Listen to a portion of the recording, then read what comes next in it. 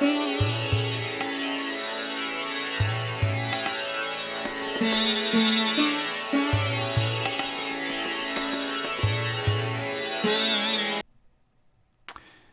and welcome to Leadership as a Philosophy, Not a Checklist, Book Discussion 21 on the 48 Laws of Power by Robert Greene.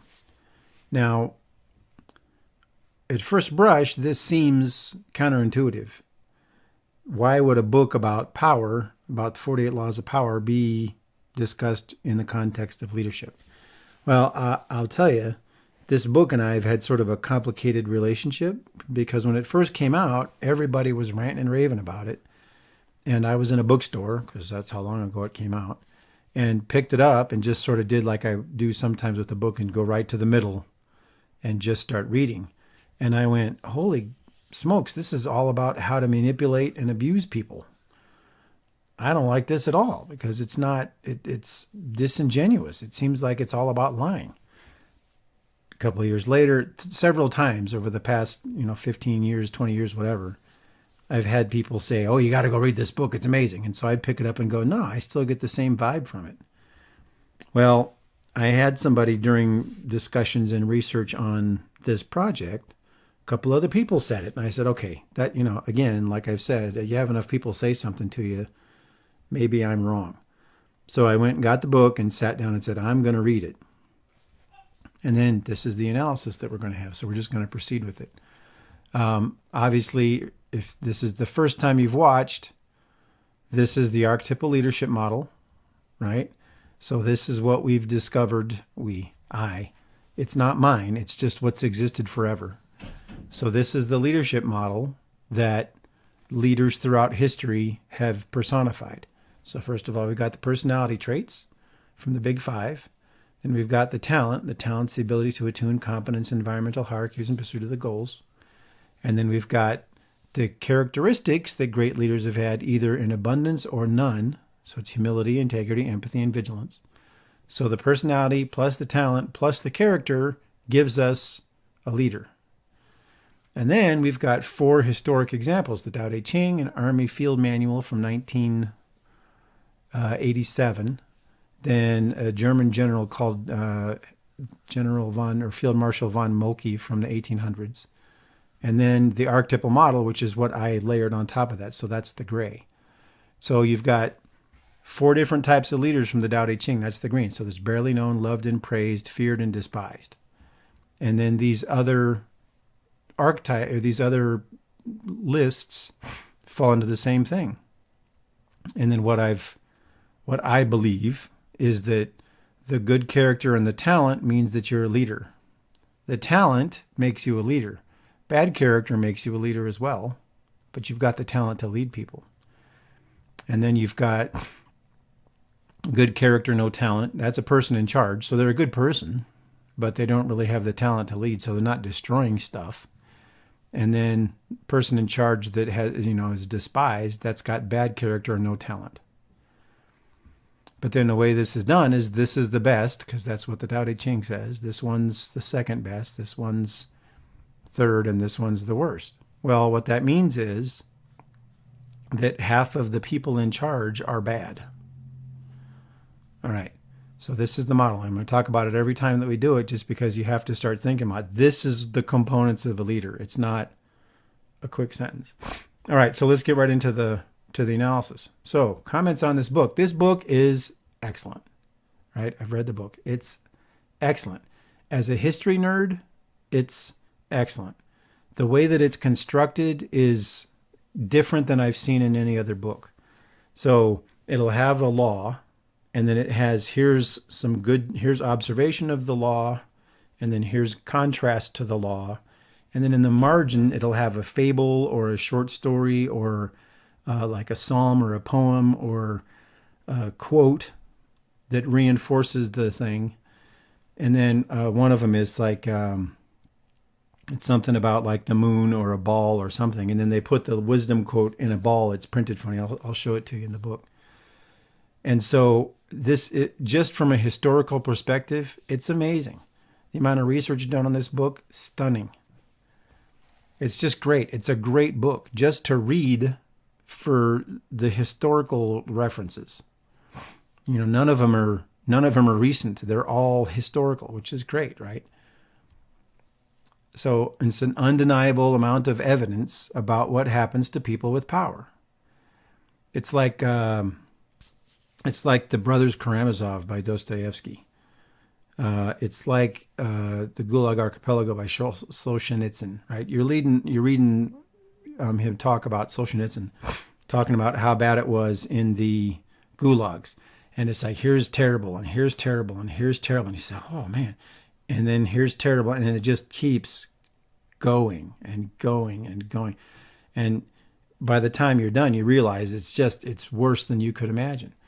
Dostoevsky does it with the Brothers Karamazov, where one of the brothers is telling the other one, here's how bad things are, blah, blah, blah, blah, blah. And then blah, blah, and then just keeps hammering and hammering and hammering. That's this entire book. This entire book is just, you should read no other book if you want to see how bad things can happen with power. Historical references are great. Some of them are obscure. I didn't even know who some of these people were. I went to go look up who they were to find out the context. But it's an amazing book. Fables, parables, like I said before, it's all this great stuff. It's just amazing.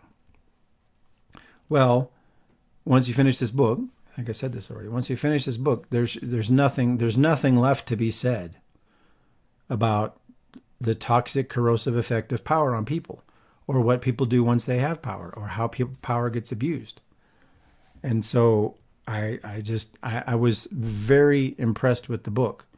However, very difficult for me to read. Not that the book is a hard read. It's fascinating, right? It's engrossing. But I had to put it down a couple of times because it made me so uneasy. And I'll explain why. So at first I thought that this was being written as a handbook on how to manipulate people. And it may be that. But what I really see is that the examples over and over and over again are examples of terrible leadership. So this example happened because somebody got power mad and did all these terrible things. Or it's complete avoidance of responsibility and all this sort of stuff. So it's a bad leadership example, but the book is correct. I mean, one of my favorite rules is, where's it at?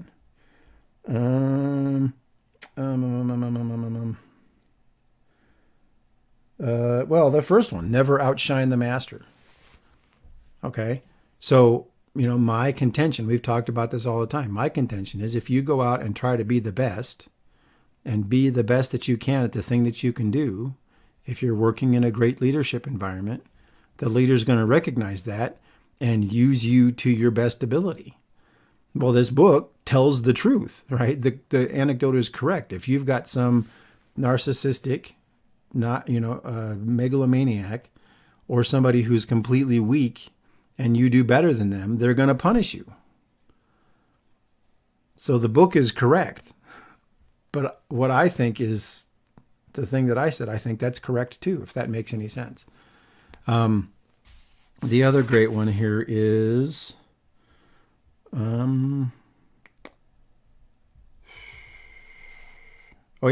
get others to do the work for you, but always take the credit, right?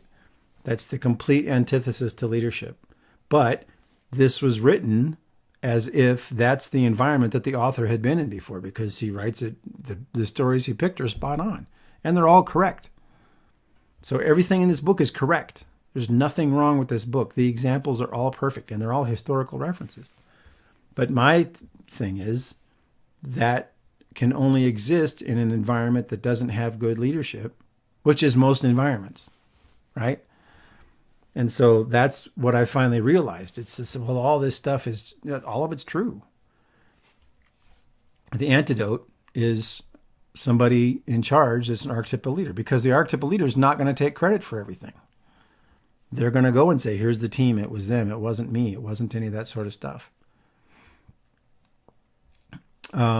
Several examples of this gets convoluted, I know. So like I said, he'll say this is the observation of the law, and then this is the person that didn't understand the law. Well, the example that he gives of the person that didn't understand the law was a great leader. And so here's this great person that did this great thing, and then they suffered because they did the right thing, what we would call the right thing.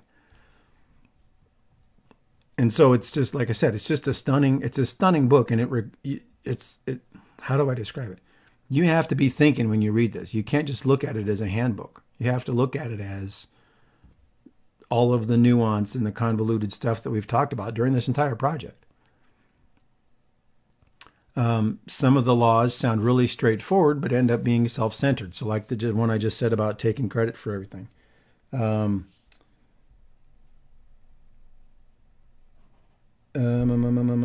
one of them. Do not build fortresses to protect yourself. Isolation is dangerous. Sounds great. I mean, that makes sense, right? Don't hide in your office. Don't just do all this sort of stuff. You got to pay attention. You got to do all these sort of things. But then the examples that he gives are how to keep yourself from being taken out by somebody, which has its use, right? And then here's 3 laws that I thought were perfect because they are correct, right? So one of them is, I think it's number 10, so much depends on your reputation, guard it with your life. Correct. In the book, the description of so much depends on reputation is, don't allow anything to tarnish your reputation. Don't do anything that's going to show that you've taken any risk. Don't fail. Don't try to succeed too much. Just try to have this real key, even reputation. Well, for me, it's so much depends on your reputation. You gain it through integrity, right? Your reputation is what people say when you're not around. And so if you have integrity and humility and empathy and vigilance, then you're going to have a great reputation. Right? You don't get it by going around and trying to hide and trying to cower and trying to do all that sort of stuff. So that's one of these things where the rule, the way I see it, makes perfect sense. The way he describes it is the way most corrupt people in charge are. Right?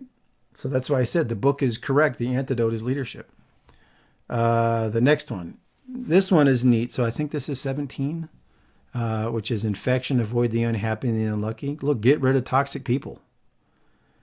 Right? He says it as just, don't take a risk on these people. Yep. I say, try to find out what the problem is. Why are they unhappy? Why are they unlucky? And then get rid of them. Because if they're miserable, they're just dragging the team down. It's not good for the environment. But his examples again are, avoid them like the plague because you don't want to be tarnished. That's true. But please understand, this is not a criticism of the book. Book's amazing. It's just I had to think. I mean, I've been reading it and then thinking about it for a couple of months, not because it takes that long to read it, because you read it and go, what the heck does that mean? How does that work? And then you figure it all out. Now this one, this is the one that I agree with, and I agreed with everything in the chapter. So this one, strike the shepherd and the sheep will scatter. So this is, you've got somebody that's the ringleader of the insurgency in your organization. Now, again, double-sided. So if you're a good leader and you're trying to do the right thing and you're doing all this, then you get some toxic person that comes in, starts talking smack about everybody, start doing all these terrible things, starts getting a little following about, we got to get rid of the boss, we got to do this, we got to do this is a bunch of garbage, bunch of revolutionaries in there that aren't really trying to revolt for a good reason. And you go try to talk to this person and they say, oh no, this whole thing just sucks. We want to tear it down. You got to get rid of that person because they're going to have a bunch of followers because, people like to have somebody who's strong and opinionated. So this one is, get rid of the revolutionaries. But again, it's a little bit opposite what's in the book. And so that's the analysis that I had. Really, as a historical thing, it's amazing. You go and read this and then look around and you see, it's like a handbook for seeing how corrupt people are with power. I am 100% jealous of this book because I think, this is an opinion, what I'm trying to do with my book, I'm writing one, is to do a similar idea, which is here's the example of leadership, and then here's all the great examples throughout history. Here's the problem. I don't think that people wrote about great examples, because great example is sort of nobody understands what's going on. They just know it's good. So why do you write when things are going well? Hey, went to work today. Everybody was happy. No drama, came home. Nobody writes that down. But went to work, tyrant, yelling, screaming, flipped over a desk, threw some stuff at somebody, belittled this person. You'll write all the terrible stuff. You know, it's that whole, you have a bad experience, you tell 7 people. You have a good experience, you tell 3. So part of the impetus for this whole YouTube channel was I was trying to find good examples, and they're really hard to find. This is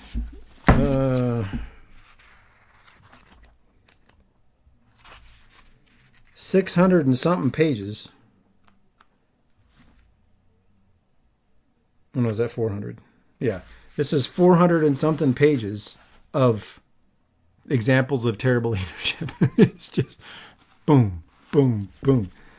So, you know, congratulations to the author. I hope, maybe. Again, I'm going to try to email this person and see if I can do a video to talk about it. But it's a great book. And to somebody who doesn't understand the archetypal leadership model, like we said at the beginning, you would take this and go, well, here's how to identify power and then maneuver through it, or maneuver through the situation. But it's by using power instead of competence. Anyway, it's a great book. I've said it a million times. And like I said, I'm jealous because he had a great research team. Go sit down and get a research team and go find all these great examples and do a counterpoint to it, or a counter argument, or whatever. But yeah, so that's that. Anyway, so here's the book, published September 1, 2000. I think the first time I heard about it was 2001. And I went to a Borders of all places, and I was trying to read it. And then like I said, I've read several times, try to read it. But I really highly recommend it, just because then it opens up your eyes and you can see how people are abusing power. And then, as you know, we did a video on the power before. And so it's almost like I should just replace that video with this and give Mr. Greene all the credit. Although if I follow his rule, I'm going to take all the credit. Again, not sponsored. And thank you very much for your time as always. And I appreciate your attention, and have a great day.